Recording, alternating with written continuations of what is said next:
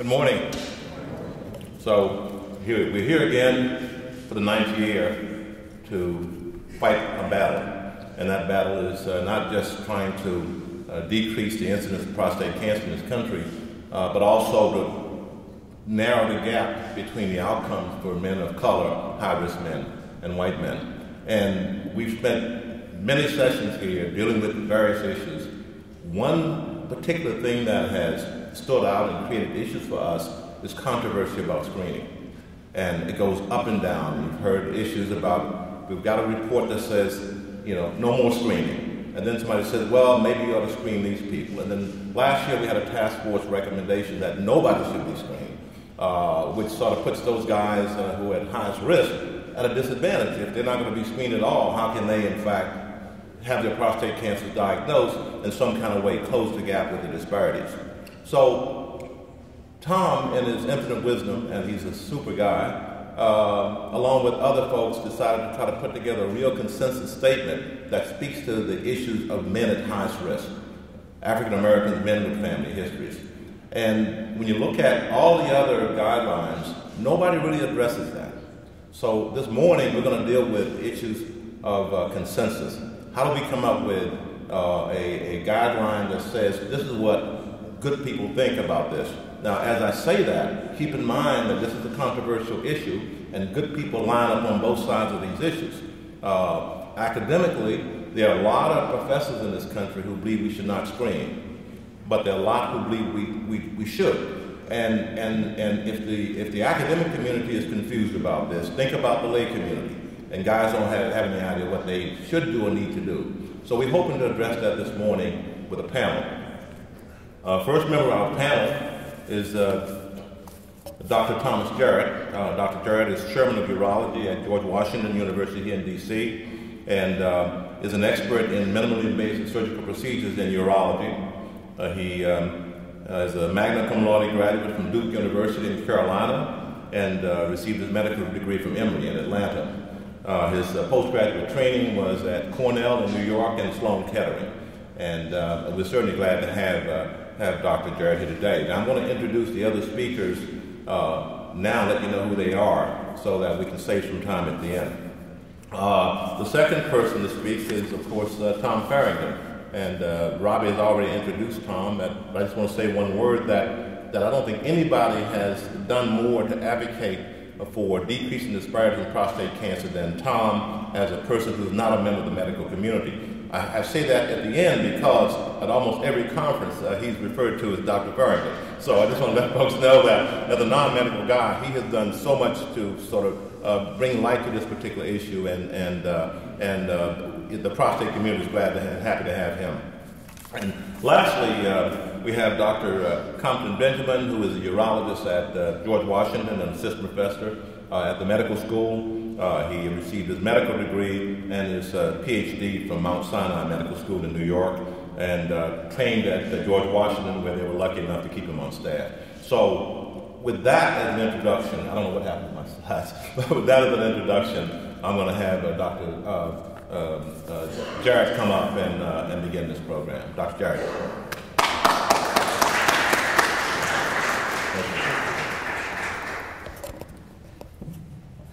Good morning. It's really an honor to be here, and I want to thank Tom Farrington for all his efforts with this. I just want to go through, why are we here today? We're here today because we have a test for prostate cancer, and despite the fact that we have seen prostate cancer death rate go down dramatically, more than any other cancer, we have seen a lot of negative press about the test, and specifically with the task force that came out last year against screening everyone. Now, overall, there is some good in that message that they had. All the message is not bad. I think some of the message that says everyone does not to be screened aggressively, not all prostate cancer needs to be treated. At the end of the day, there's very few people that relatively die of prostate cancer, but what we also have to remember is that prostate cancer is the #2 cause of cancer death in men. So even though many men have it, most don't die of it, there still are a lot of people who are dying of it. And there are groups that are going to be affected by this much more than the other groups, specifically high-risk men, which would be first-degree relatives, and African-American men. I do have to say that I am a prostate cancer survivor. I was diagnosed at age 46 due to PSA screening. And so I will disclose that because when I do speak, I think it's important to see where I'm coming from. Obviously, I'm going to be on the camp that's on the side of error towards the side of overdiagnosis. And we'll get my slides up here in a minute. I want to go over today how we got to the point we are, some of the factors with prostate cancer, and certainly some of the factors that affect African American men with the disease more so than others. The overall message I have is that I don't see the problem with doing PSA screening. I don't see the problem with diagnosing. The problem is that we shouldn't overtreat. And if we can get more of a sensible way to decide who should be treated, then I think that we can close the gap between the number of men that are reportedly getting adverse outcomes from treatment with no benefit and those who will get benefit. If we don't know who has the disease, we don't know who to treat. So to kill the whole process seems to me to be not the right approach. So just background, as I said, I'm the chairman of urology at GW University, which is an urban hospital serving DC and its surroundings. DC has the highest incidence of prostate cancer and the second highest death rate in the country from prostate cancer. Next slide. If you look here, you can see right below Louisiana with a asterisk nested is DC. And I think a large part of that is because of our racially disparate population here. We have a very large African American population, and you can see right off the bat how this is. And unfortunately, this is not just for prostate cancer, this is for a lot of cancers. Next slide. If you look at African Americans, they're 60% more likely to develop the disease. The risk is greater than 1 in 5. Seems to be a higher death rate compared to non-African Americans, and it seems to be a more aggressive disease at an earlier age of diagnosis. I think the recommendations against screening are highly likely to adversely affect populations in the high-risk group, of which the African Americans certainly are. Next slide. Disclosure, as I said, I was diagnosed with prostate cancer as a result of PSA screening at 46. So obviously, my bias is going to be towards PSA screening. And once again, at age 40, because I'm in the high-risk group, I was screened. I have a father and a grandfather who have prostate cancer. And the sad thing is that, I have an interest in this because my children have 2 boys that probably have a 70% chance of developing prostate cancer with the family history. Next slide. If you look at prostate cancer, it's the most genetic of all non-skin cancers. So this is the most likely one to be passed on to your kids, other than skin cancers. It's the second highest cause of cancer death in men in America. So even though it's very prevalent and most people don't die of it, it's the second highest cause of cancer death.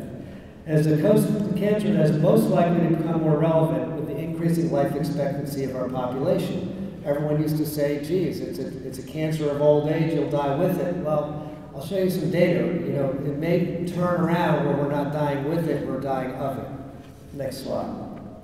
So what I want to go through here is I want to go to the trends in death rates for prostate cancer, effect of the extended life expectancy we're seeing in this country, recommendations of the USPSTF based on screening studies, and the relevance of this to the African American men in this summit.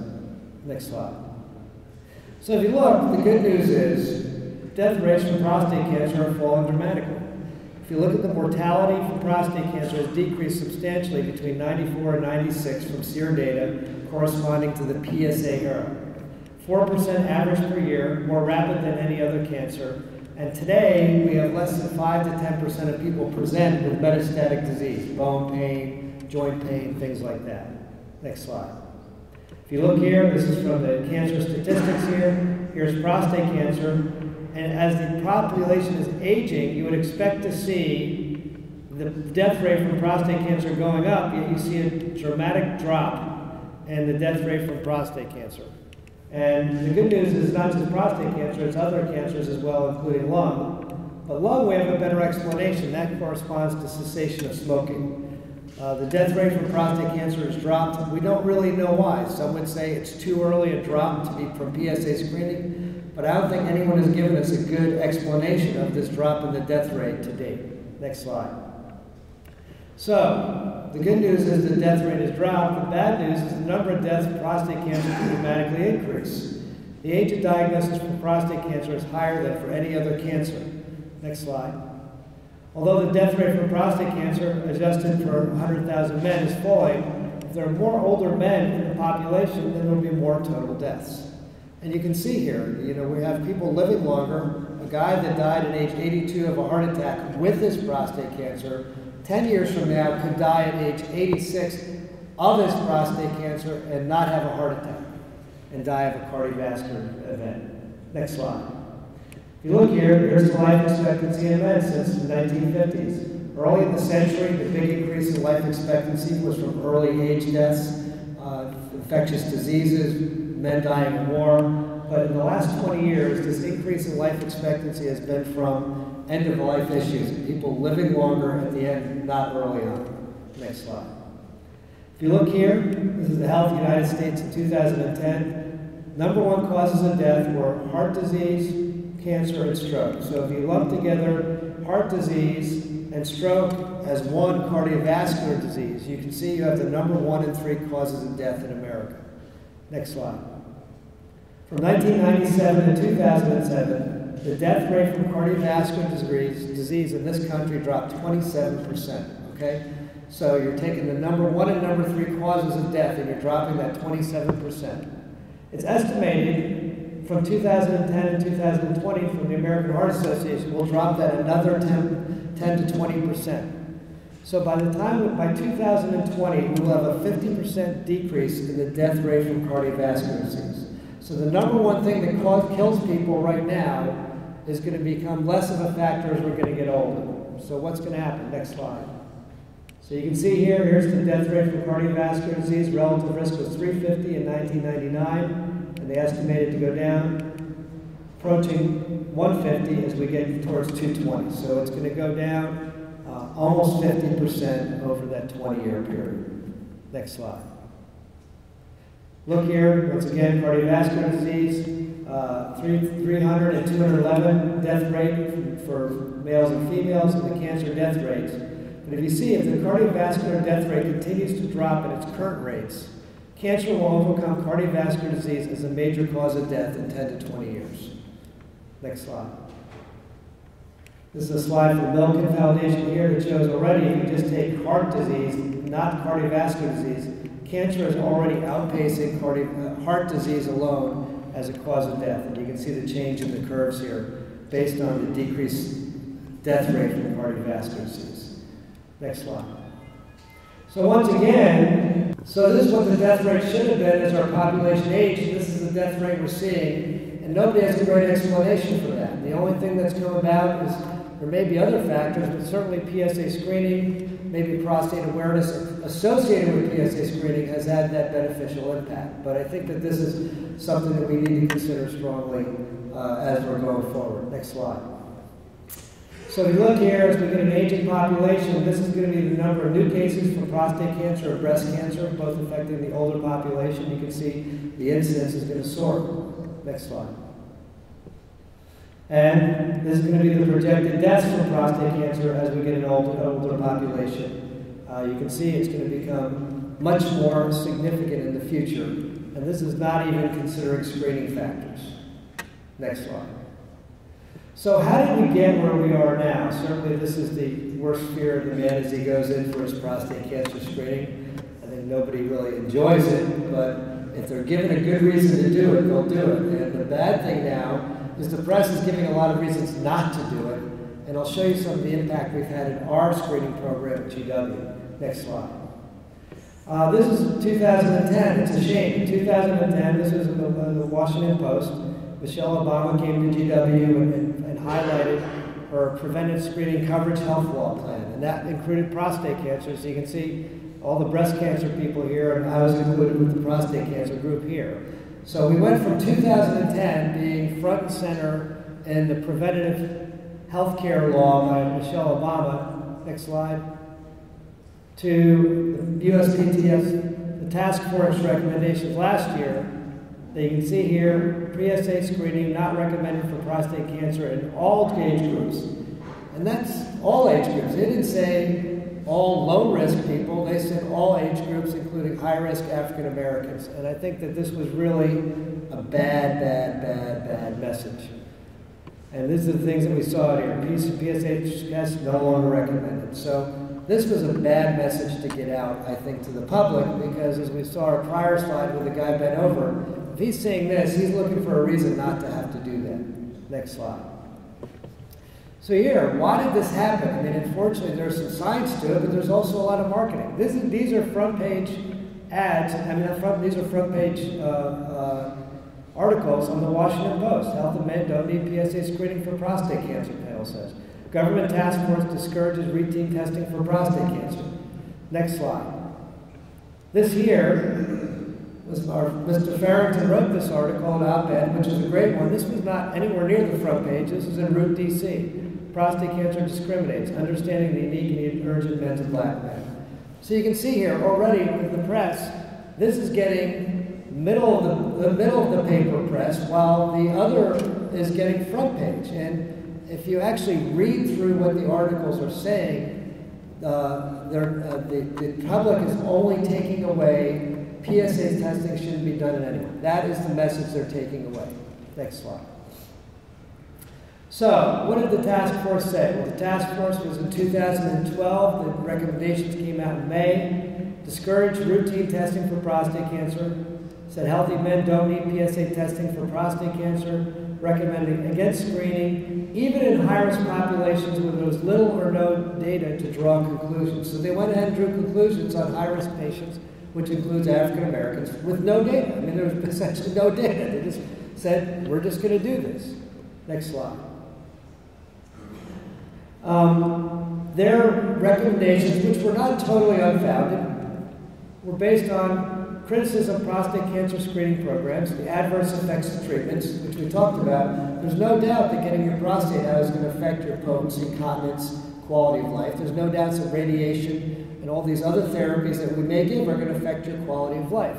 So we have to take it very seriously before we give treatment. Their second criticism was the large number of patients needed to screen and treat to save a life. So they did. They said you'd have to screen over 1,000 in the early studies to save one life, and you need to treat, a significant number of patients as well to save a life.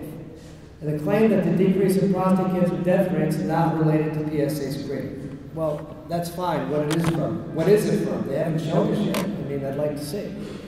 Next slide. So the conclusion here, as it relates here, is based largely on a European study followed out to 9 years and published in 2009. The problem is, 9 years for prostate cancer is really short follow-up. That's not enough time.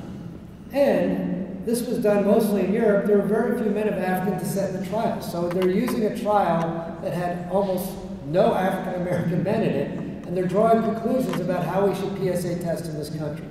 There was an American trial. The problem with the American trial was that there was a lot of contamination. What happened is they'd have an arm that had screened patients and an unscreened patient. The unscreened patient said, okay, I'm not going to get PSA testing. And they did it through the trial, but then they go to their internist, and their internist would give them a PSA. He'd say, Charlie, I know you're in the trial and you're not supposed to get tested, but your PSA is 8. You better get your butt out and get a biopsy, because you may have prostate cancer. So the American trial was really not a very good one. The European one was a good one, but it didn't even have African American representation. And what makes me more upset is if you talk to the person who led this trial was Fritz Schroeder. Fritz Schroeder is a European who led this trial for Europe. And it's funny that Sweden used to be the most anti-screening for prostate cancer country in the world. Now they're the most pro-screening for prostate cancer country in the world, if done properly and if done wisely and responsibly. He contacted the U.S. task force. He came and spoke to us 8 months ago. And he told them, my study is coming out in March. He published his study in March with 12-year follow-up that showed a completely different picture for the 9-year follow-up. And the task force chose to ignore largely his findings from his new study. New slide, next slide. So, what they ended up doing was recommending against it and lumped African American and high-risk men into recommendations without any data to support the actions, which I think is wrong. Next slide. If you look here, this is the study that I talked about, and these are the two curves here, and if the curves stay together, they're doing the same. If they separate, one group's doing better than the other. And this tells us a lot. It tells us that 9 years here, 8, 9 years, where they had the initial data, there was really no separation of the curves. So I can see that that was a reasonable conclusion not to recommend screening. But if you look at 12 years out, there is definite separation of the curves. And what does this tell us? This tells us, number one, that prostate cancer screening is beneficial and does save lives. Now, you do have to consider that there's a price to be paid for those lives saved. But it also tells us that people that live less than 10 years are not really going to benefit from screening. You can see the people that, so if you're 75 and you have a life expectancy of 85, you're not going to benefit from screening, so probably shouldn't do it in that population. It's really for populations that are going to live 10, 12 years or longer. That's where the screening works, and that's where we should concentrate. Next slide. So, if you look here, the prostate cancer mortality intention to screen analysis, they showed a 21% decrease in the relative risk rate of death from prostate cancer, 29% if you factored in compliance, people that didn't bother showing up, 38% reduction in cancer deaths in those followed at 11 and 12 years. So it's 21% for all, but if you take the people that are out 11 or 12 years, it's a 38% reduction in cancer deaths. And a 42% decrease in the number of men who present with advanced disease, meaning when we used to have non-PSA screening, people used to present with bone pain, advanced prostate cancer, and may live a couple of years but lived a miserable life afterwards.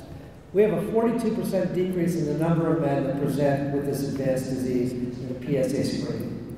Next slide. So if you look here, this is the number of metastases, and then screened and unscreened, and you can see there's a huge difference in the curves in people that were screened as far as metastatic disease. Next slide. So, the good of the task force is not all prostate cancer kills. That is a good message. Men with limited life expectancy are unlikely to benefit from screening. That is a good message. Many prostate cancers do not kill, and the concept of not treating all men, especially with low-risk disease. So we're coming out, the good that comes out is that not all prostate cancer kills, not all men need to be screened, and not all prostate cancers need to be treated. I think that's a good message. Next slide. So, if you look at prostate cancer in African American men, there's no great studies in America concentrating on prostate cancer, specifically in African American men, and I think that this is an area of interest for research. And I'd like to really try to head that up in DC here, where we do have a very, very a large African American population of patients that we can follow and get good results from. Outside studies, however, strongly suggest that it's more aggressive earlier in life and a higher death rate for sure. Next slide.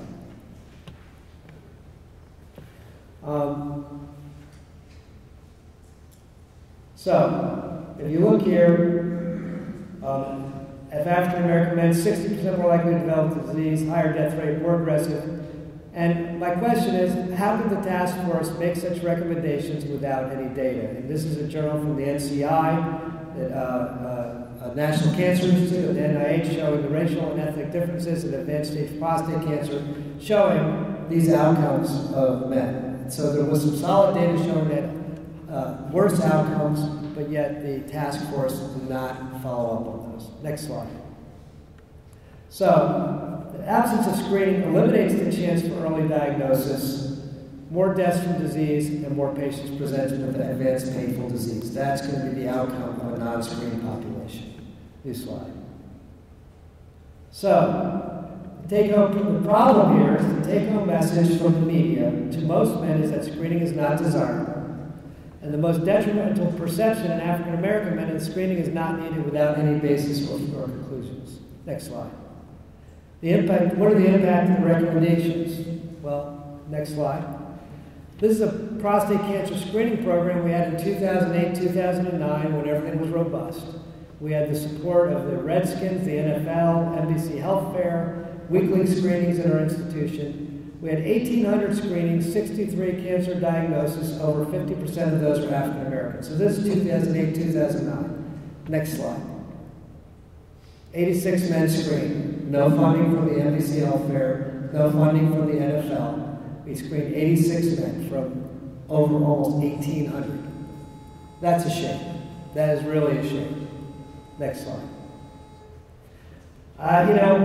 Perception's everything. You can see here's the NFL, here's the prostate cancer symbol. They're not merged together. Each September, the NFL ignores the Prostate Cancer Awareness Month.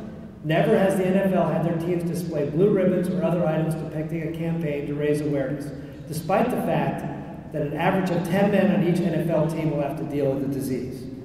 Next slide. This is what we see here. I'm not putting down breast cancer, but look at this. The NFL is all over here. You have two diseases that have very similar incidence rates, screening success, yet one gets a lot of coverage, one doesn't. So let's kind of move, we need to wrap up here. Okay, next slide. We're almost done here. Next, we'll go through, let's go to the end here. So I think the alternative approach is eliminate screening, eliminate the chance for early diagnosis. Do the slide. Rather than halting efforts at halting PSA screening, we must uncouple the diagnosis from prostate cancer intervention, offer more expected management. Just go to the last slide, please. And one more. And I think Michael Milken summed it up best. We need to make better use of the test, not ban it. Thank you very much.